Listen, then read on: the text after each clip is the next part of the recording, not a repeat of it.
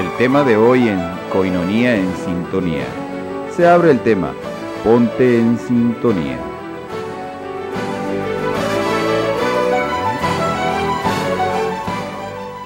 Una excelente noche, queridos hermanos y hermanas. Gracias a todo el equipo de Coinonía Radio, Coinonía en Sintonía, por este momento, y además a todos los que nos sintonizan estas horas de la noche. Gracias a mi compañera y productora Lulú Calzada y a todos los que hacen posible la transmisión de nuestra editorial, siempre aquí en Coinonía Radio. Bueno, hemos seguido muy de cerca el tema de la nueva encíclica del Papa Francisco. Vamos a hablar un poquito del capítulo 5 de esta encíclica, que me parece que es uno de los puntos neurálgicos y que quizá es el punto de mayor tensión, sobre algunas líneas orientativas y de acción. Por ejemplo, el diálogo sobre el ambiente en la política internacional. Aquí es donde toca muchos intereses, donde empieza el estira y afloja, porque el diálogo sobre el ambiente es y entra en la política internacional. Desde luego, la Iglesia no le toca hacer política, le toca poner los temas sobre la mesa en la discusión de esta cuestión. El diálogo hacia nuevas políticas nacionales y locales, favorecer debates sinceros y honestos, la política y la economía en el diálogo para la plenitud humana y las religiones en el diálogo con la ciencia. Bueno, este capítulo afronta la pregunta sobre qué podemos y debemos hacer. Los análisis no bastan, dice la encíclica verde del Papa Francisco. Se requieren propuestas de diálogo y de acción que involucren a cada uno de nosotros y a la política internacional y que nos ayuden a salir de la espiral de autodestrucción en la que nos estamos sumergiendo.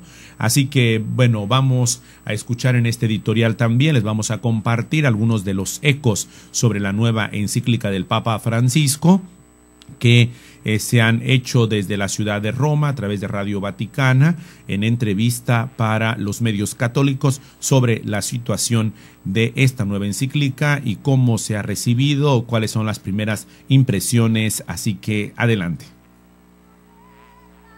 Tras la presentación oficial de la nueva encíclica del Papa Francisco, Laudato Si, sobre el cuidado de la casa común, en Radio Vaticano hemos entrevistado al sacerdote Paulo César Barajas García del Consejo Pontificio Justicia y Paz, quien proporciona reflexiones de cada uno de los 6 capítulos que componen esta carta encíclica, que fue presentada esta semana en el aula nueva del Sínodo.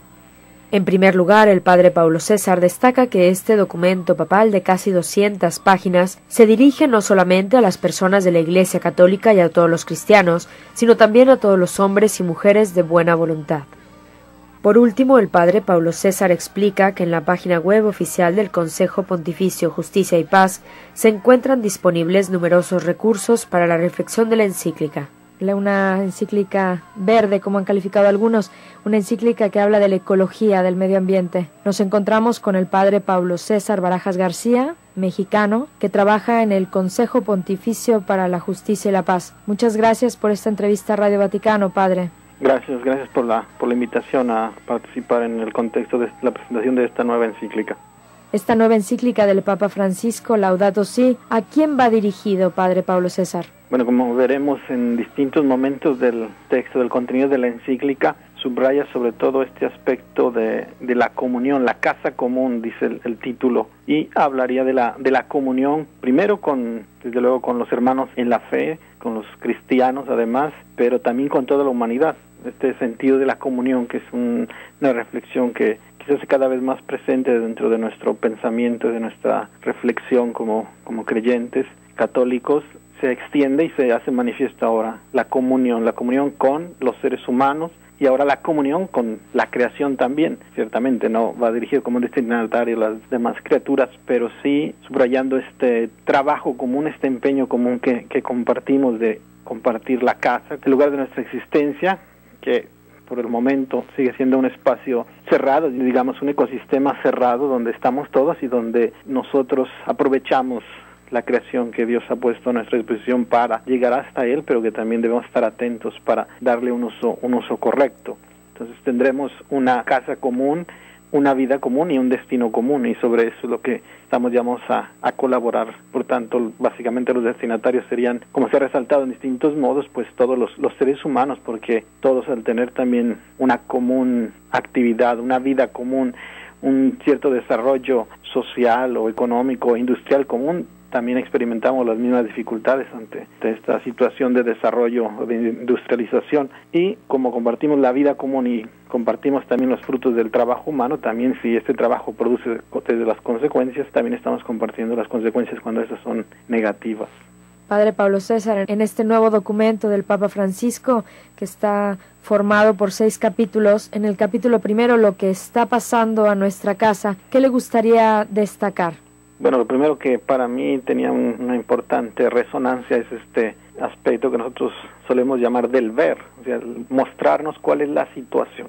En distintas maneras yo reflexionaba, quienes por ejemplo hemos crecido en las ciudades, que estamos acostumbrados a interactuar con un ritmo de vida, un sistema, un ecosistema, se llega a llamar muy específico. Y cuando salimos de ese ecosistema urbano, llamémosle, que vamos por ejemplo en el campo, que vamos a la montaña, que vamos al mar, sentimos ese cambio tan fuerte, drástico, digamos, porque nos damos cuenta que el mundo natural es mucho más amplio de lo que a veces llegamos a conocer. En días pasados una persona me decía, pero usted está acostumbrado a ver las estrellas, y le he respondido, sí, pero cuando estoy fuera de la ciudad, porque por ejemplo la iluminación de una ciudad durante la noche impide el ver el cielo en su esplendor, y es esto lo que desde cierto punto nos presenta este primer capítulo, cómo a veces podríamos acostumbrarnos a dejar de ver la naturaleza, a dejar de cuidar el bien que nos ofrece, y a reconocer que sobre esos trastornos que en un modo o en otro nos damos cuenta nosotros, por ejemplo, en la ciudad, todas las consecuencias que hay de nuestra actividad, del consumo, de la alimentación, de la limpieza misma de los espacios, de la necesidad del agua para el consumo ordinario.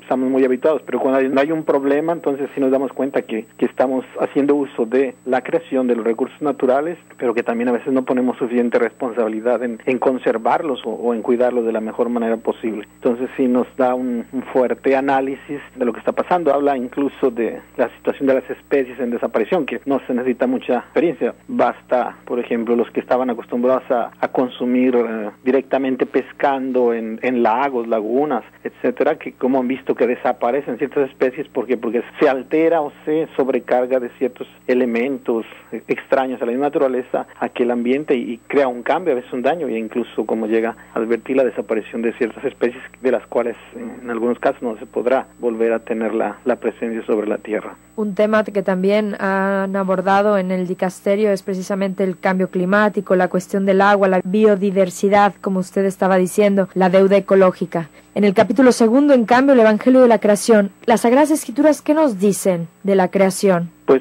para nosotros es un dato de fe, que el Dios que crea es el Dios que también nos salva, y que pone a esta creación en las manos del ser humano para que desarrolle su vida con dignidad, pero también sobre todo con responsabilidad, reconociendo sí que el hombre tiene una potestad, pero que es un encargo del mismo Creador, y que supone siempre una responsabilidad.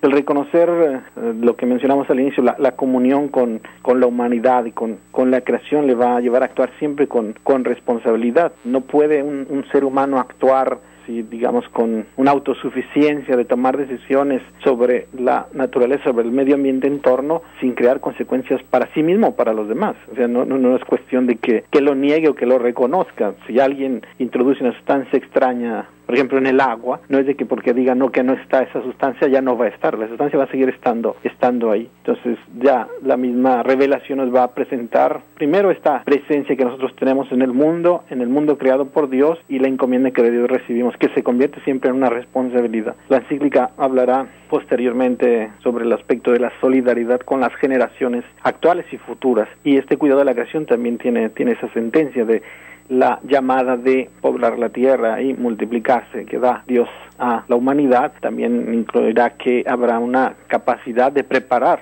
esta presencia futura en las mejores condiciones, desde luego, a fin de cuentas no para que el ser humano viva solamente encerrando su pensamiento sobre las cosas terrenas, sino para que se prepare el encuentro definitivo con Dios y que sepa hacer buen uso de la creación. Bueno, en este editorial he aprovechado la oportunidad de compartir con ustedes las primeras impresiones, los ecos, sobre todo a nivel de la ciudad de Roma, sobre cómo ha sido acogida, y bueno, ya nos han platicado en este reportaje especial desde Radio Vaticana las primeras impresiones de esta encíclica.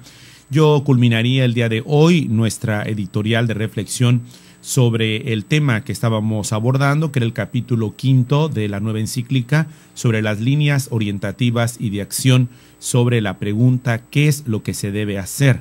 Hay una parte interesante con la que culmino, y sobre esta base dice el Papa Francisco: quien no teme formular un juicio severo sobre las dinámicas internacionales recientes, y dice las cumbres mundiales sobre el ambiente de los últimos años no respondieron a las expectativas porque por falta de decisión política no alcanzaron acuerdos ambientales globales realmente significativos y eficaces. Fuerte. Y se pregunta, ¿por qué se quiere mantener hoy un poder que será recordado por su incapacidad de intervenir cuando era urgente y necesario hacerlo? En otras palabras, se habla muy bien, pero no se hacen las cosas y no caen en lo concreto. Una excelente noche, Dios los bendiga, gracias a cada uno de ustedes. Coinonía en sintonía. Vamos a una pausa y regresamos.